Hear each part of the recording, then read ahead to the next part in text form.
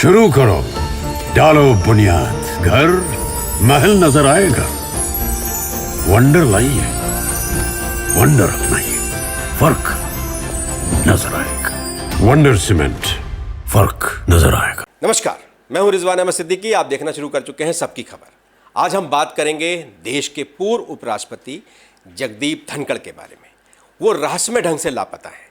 आखिर उन्हें ज़मीन निगल गई या वो आसमान के पार चले गए, वो कहाँ चले गए, ये रहस्य बन गया है।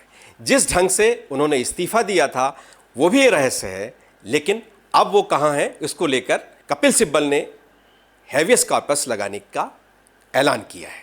तो आखिर वो हैं कहाँ, क्या किन परिस्थितियों में है, इस पर हम चर्चा करेंगे। हमारे साथ सबकी खबर के editor in chief Ravindra Jain साहब हैं। जैन साहब, आपका बहुत बहुत स्वागत है। आप कैसे देख रहे हैं, कहाँ चले गए आखिर पूर्व ये उपराष्ट्रपति जगदीप धनखड़? बहुत बहुत धन्यवाद रिजवान भाई।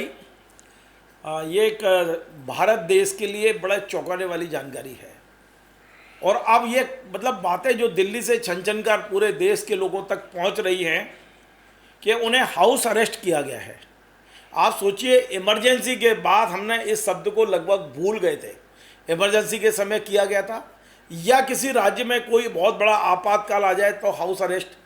हाउस अरेस्ट का शब्द हमने दुनिया के तमाम सारे देशों में तो सुना था, लेकिन भारत में पहली बार ये शब्द प्रचलन में आ रहा है कि देश के उपराष्ट्रपति रहे जगदीप धनखड़ 22 जुलाई से और आज तक हाउस अरेस्ट है। ये बात रिजवान भाई क्यों चल रही है वो भी मैं आपको बताऊं। ये बात सही है गलत है मैं इसमें नहीं जा रहा हूं, ये चर्चा का विषय है। लेकिन यदि आप जगदीप धनखड़ जी से संपर्क करना चाहें, आप और हमारा तो सीधा संपर्क नहीं है, लेकिन उनके परिवार के लोग हों, नाते रिश्तेदार हों, उनके मित्र हों, उनके साथ राज्यसभा में रहे हों, उनके साथ में राज्यपाल के समय में उनसे तमाम जो संपर्क बने हैं, तो उनका जो व्यापक जनसंपर्क का दायरा था, संपर्क का दायरा था, बहुत से लोगों को अब उनकी चिंता सता रही है। और उन्हीं में एक व्यक्ति हैं कपिल सिब्बल जी। कपिल सिब्बल इस देश के जाने माने अधिवक्ता हैं, राज्यसभा में सदस्य हैं, कांग्रेस के बड़े लीडर रहे हैं, अब इंडिपेंडेंट है फिलहाल राज्यसभा में। उन्होंने जो कुछ कहा उसको देश को सुनना चाहिए और समझना चाहिए। उनका ये कहना है कि आखिर जगदीप धनखड़ गए कहाँ, मतलब बड़ा सवाल है। और ये कपिल सिब्बल के जरिए पूरे देश को सोचने पर विवश होना पड़ रहा है कि वो मामूली आदमी नहीं थे। पश्चिम बंगाल में राज्यपाल थे, उपराष्ट्रपति रहे, और ऐसा व्यक्ति जिसने नरेंद्र मोदी और अमित शाह के सामने अपनी रीढ़ की हड्डी को शायद निकाल के अलग रख दिया, कैचुओं की तरह चलते थे उनके आगे। लेकिन अचानक ऐसा क्या हुआ? क्या उन्हें अपनी रीढ़ की हड्डी लगा ली, इस बात का नाराजगी हो गई? क्या वे लगातार अपने पद के अनुरूप कार्य कर रहे थे, सरकार के दबाव में नहीं आ रहे थे? क्या ये बात हुई है? आखिर ऐसा क्या हुआ?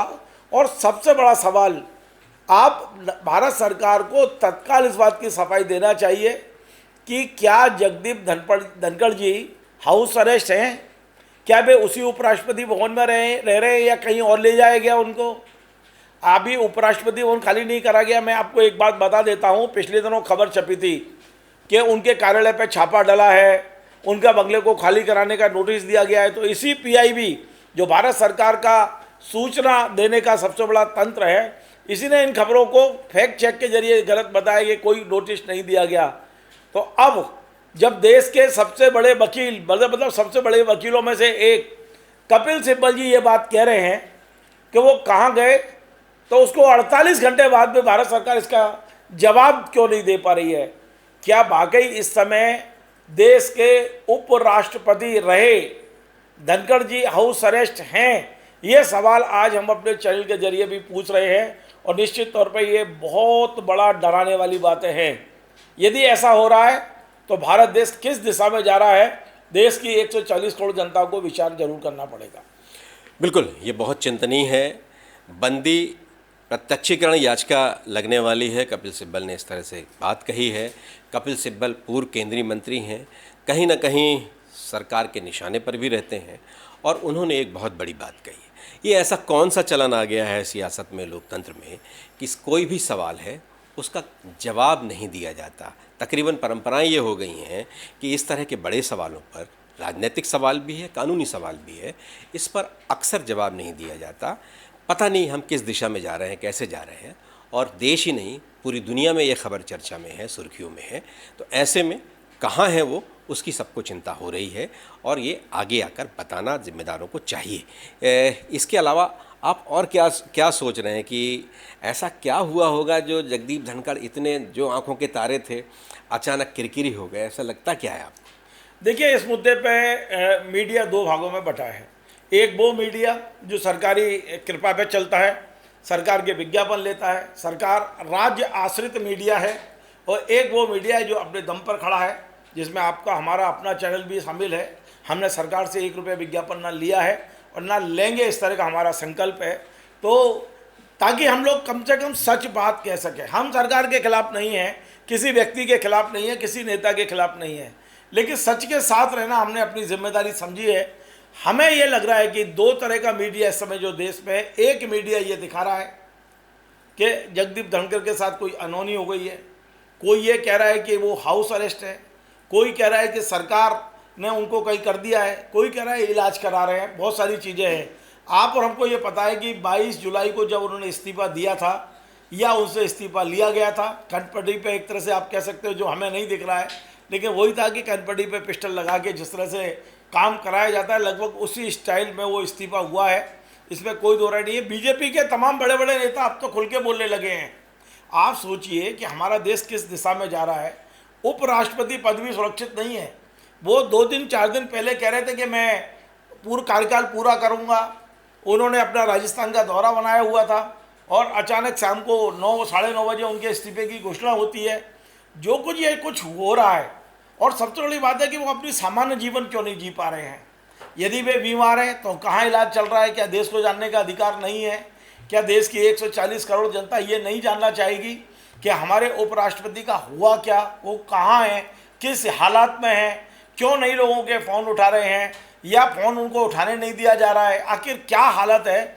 निश्चित तौर पे कपिल सिब्बल जी ने एक बड़ा मुद्दा खड़ा कर दिया है देश के सामने, और यदि आने वाले समय में वे बंदी प्रशिक्षण याचिका यदि दायर करते हैं तो आप सोचिए, इससे भारतीय जनता पार्टी का कोई नुकसान नहीं है, संघ का कोई नुकसान नहीं है, नुकसान 2 लोगों का है।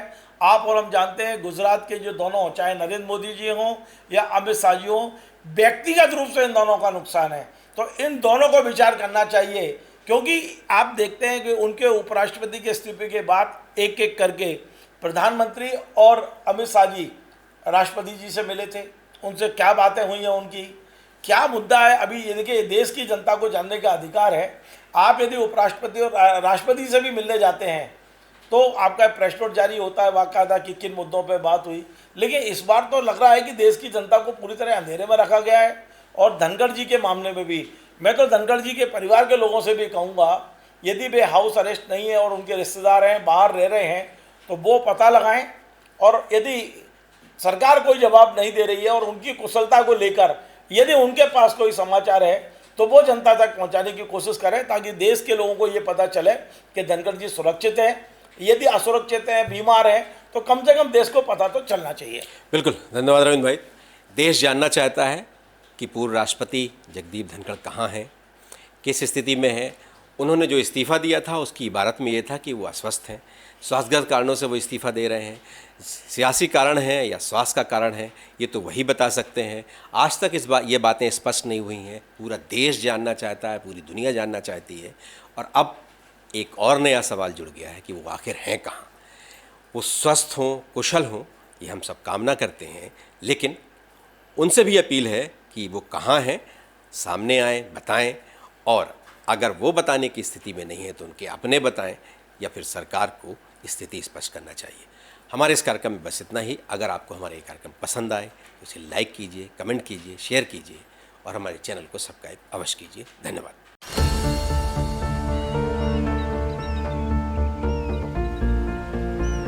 जो बनकर मेरा हमसफर आएगा, सिर्फ उसी को फर्क नजर आएगा। शुरू करो, डालो बुनियाद, घर महल नजर आएगा।